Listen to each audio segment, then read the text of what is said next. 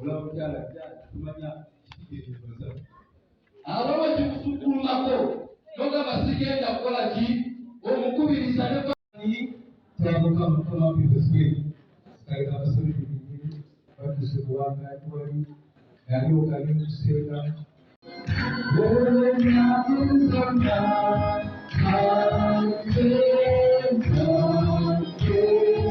Yesu yaja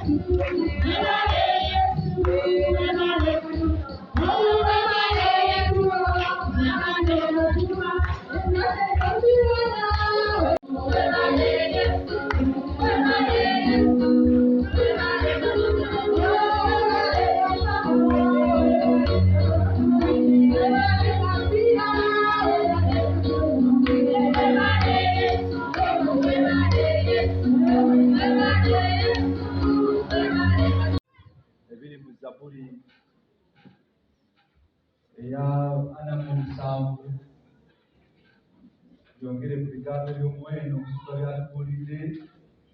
muwala wange bamuyita Mary Nabyonga era COVID yamutuusa unity eyo y'omulago gye bayita intensive care saawa nga mwena tasimanyi abali awo ne bagamba abavubuka ne banvuga mu mmotoka yange ne bantwala mu ddwaliro era Mukama alina obuyinza bw'otuula eddwaliro omwe bantwala senga nali ndaba naali bagambye mutwale nakasero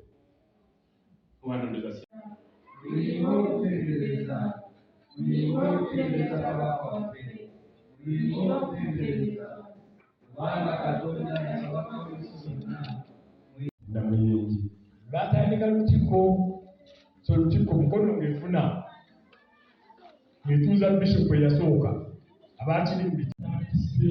mutogo musonyiwe sigegerezi neyise akalimbala yakise tokula tujja kukisusa tujja kubalagirako ki bwerere webale nnyo webale ddala anyanjule bawala bange bano kubanga bali kati babitegeere alo nti mulimi olwavu gaba maki gaba mata gatukula butukuzi woyogera bbeeyi ng'atandika okubala liito oba ziri ssatu oba meka 12 okwongereza kono simbi wadde kabeeku wadde eddakiika 3 5 bannayuganda wangi mutuwa engalo zirwa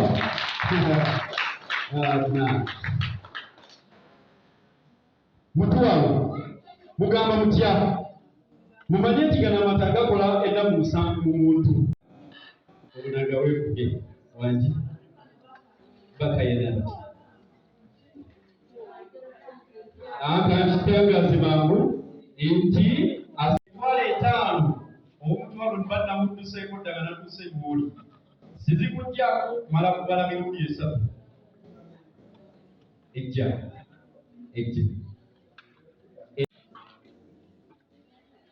mugamba muti okwogeza kolosibwa wadde kabeeko wadde eddakiika obuzibu buli mukutwa ate okwagaliza bulungi mutwalo omulundi gumu 2 omutwalo gumu 12 omulundi bunakuze naye tosimbibwa kabeeko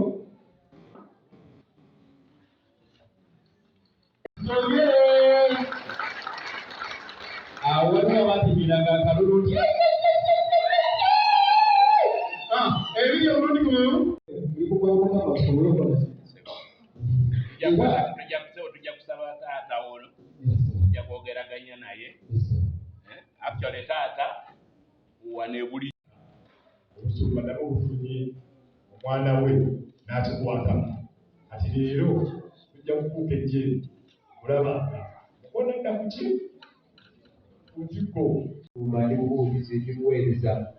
nedda kuba mukama ayagadde nabo nabo aleluya Yesu mukama watagana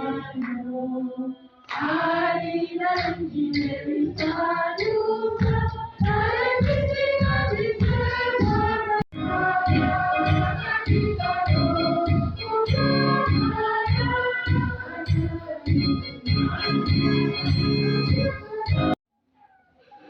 Mukulu Mutumba w'abavubuka ajja wanyiseemu bisooka biveewo bigenda abatukuvu ate tulyoke tugende ku kittako si weewaawo eryange omuzirammere Mutumba James ate w'abavubuka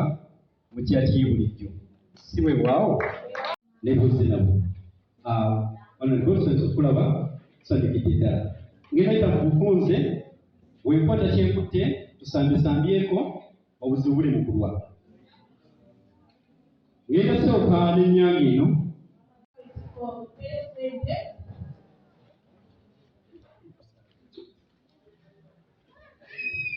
Mama tuyanzige londe Bishop Mulonde taddemu omukono kakati bannange wakyaliwo ebyongerwa naye kamale maliriza obuweereza buno kandekewo bakisimukubiriza agira ababuzaako kuba abakulu bebakutte ebiri mu Zabuli eya 47 byongere ku bigambo by'omuwendo omusuba byatubuulidde bavuga n'amawanga aligasa wansi w'ebigere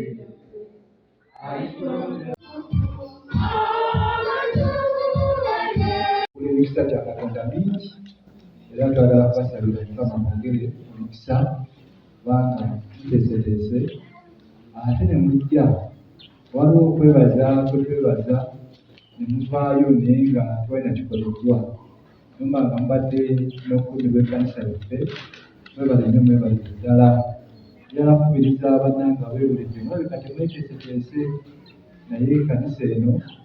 bannange mugizimbye neweesa Katonda ekitiibwa wano balesyamanga kolamu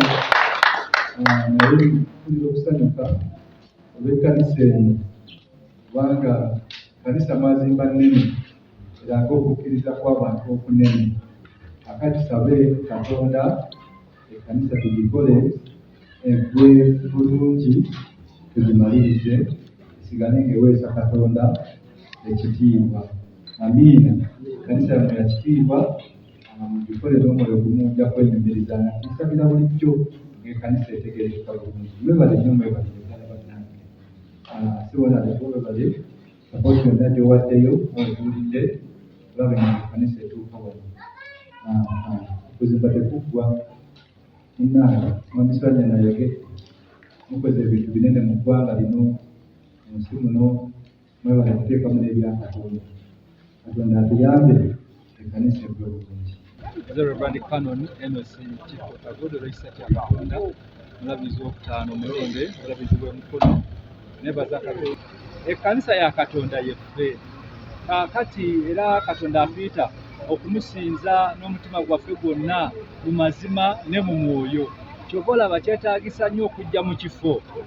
ekyokusinzizaamu ng'era kiweesa Katonda ekitiibwa nze ku lwange nkitwala ddala nti omuntu w'asinziza wakola kinene nnyo ku bulamu bwe obw'omwoyo kaakati olaba abantu bajja nga banyirira ne bayingira ekkanisa ne baddayo ng'ate baddugadde n'enfuufu ekyo nno ate kigoba n'abamu mu kkanisa abamu batya kubanga bagamba ekifo kijjudde enfuufu ne batajja kusaba so nkubiriza nnyo abakristaayo muzimbe ebifo bya Katonda ekkanisa ezimbibwa bantu ate ekkanisa eraga kinene nnyo ku kukkiriza kwaffe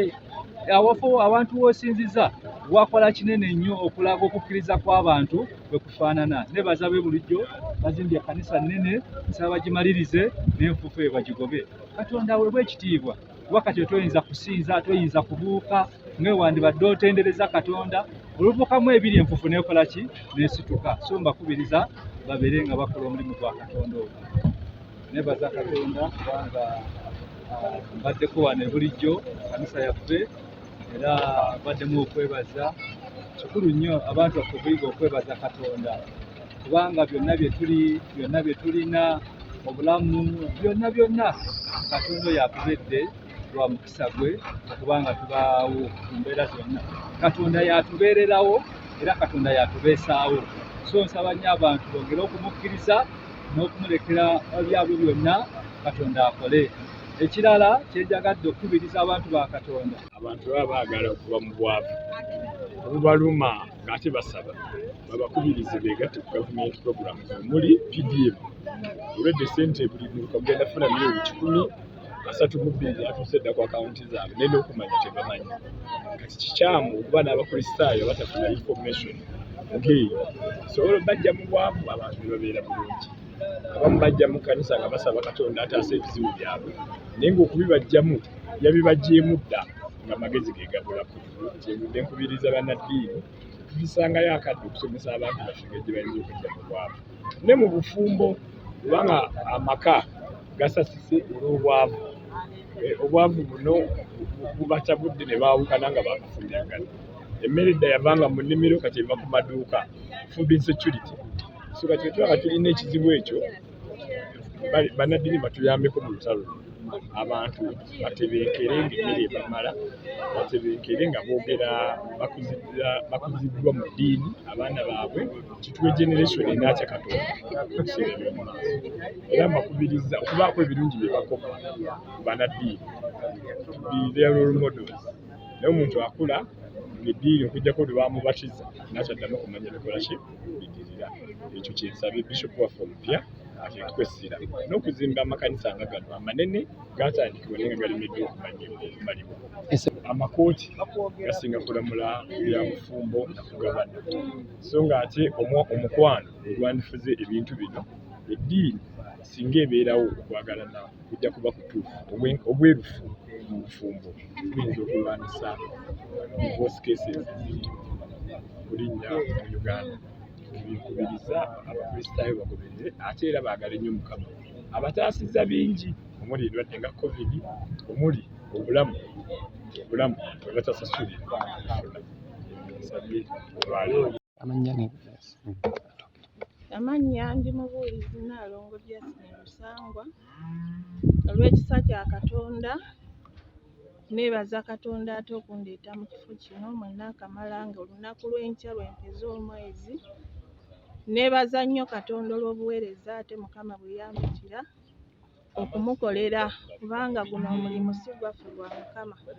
Naye okusinga neebaza nnyo olunaku olwaleero ate Mukama bwe yateeseteese okulaba nti famire ya Kalibbala egy'okwebaza mu kifo kino eky'ebulijjo. Ekyamazima ekkanisa erabika si bulungi, teweesa Katonda kitiibwa, naye Mukama ye yennyini yazimba ekkanisa era yeetemedde ekkubo, bw'atuleetedde ate abagenyi nga bangi, n'aleeta ate Honorable Minisita Kibuule atuweeredde eddala obukadde nga 5, ate era nga bubaliriddwamu atuleetedde ebikalu omusenyu ogubalirwamu obukadde 5, ate era ne twebaza ne Bishop waffe omulonde kubanga abaddewo, Bishop elect Canon Enos Tito Kabodo, ate era n'abakristaayo baddewo mu bungi ddala. Basonze ssente era okukakkana bwe tuba tubalirira tuwezezaamu obukadde nga 8. Naye nga mu byonna twebaza Katonda, okugaba kwa mukisa okusinga okutoola, kubanga buli lw'otoola n'oddiza ku Mukama ate naye akola ebibyo. Ffe tutodde naye ate abasinze otoola tubeebaza kubanga bagabanya omukisa oguva eri Katonda. Twebaza Katonda olw'ekyo era mmanyi nti Mukama atandise kino yazimba era ekkanisa mmanyi nti ejja kuggwa kubanga atandika yatugamba ate era amaliriza.